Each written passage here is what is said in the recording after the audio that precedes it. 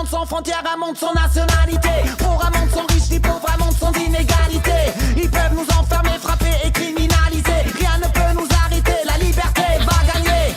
Bonjour, c'est François Dubreuil, je représente l'organisation qui s'appelle Unis pour le climat.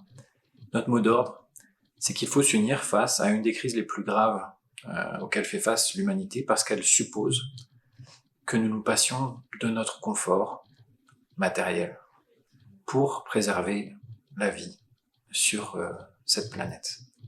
Depuis le début, nous cherchons des convergences. Nous avons fait des manifestations, nous avons fait des assemblées, nous avons fait des grèves avec des jeunes, avec des salariés, avec des religieux. Nous avons participé aux mobilisations contre les violences policières et aujourd'hui on est très content de participer à une mobilisation qui est impulsée par la marche des solidarités contre le racisme. Il y a vraiment un besoin, on le voit aujourd'hui sur le climat, les premiers touchés, c'est les personnes qui sont dans la rue, qui meurent lors des canicules, ou qui sont victimes de la sécheresse. Les premiers qui sont déplacés, c'est aussi ceux qui vivent dans des zones qui deviennent invivables. Il faut penser qu'il y a plus d'1 milliard d'Indiens là, qui ont vécu une canicule horrible au mois d'avril. C'est la moins horrible des 50 années qui viennent. Donc aujourd'hui, on a vraiment besoin d'une convergence. Et cette manifestation, je pense que c'est vraiment une belle étape pour cela.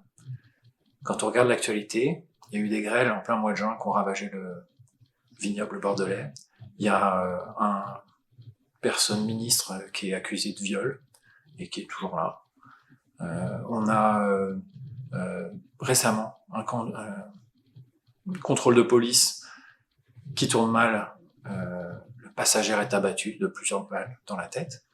À quel moment on dit stop quoi? Aujourd'hui, on peut plus attendre. Il faut vraiment envoyer un message qu'on ne peut pas juste préserver l'ordre établi. Aujourd'hui, on a l'impression qu'il y a toute une partie de la société qui est plus attachée à préserver l'ordre établi, la société telle qu'elle est, plutôt que nos paysages, plutôt que là où on vit, plutôt que notre pouvoir de vivre.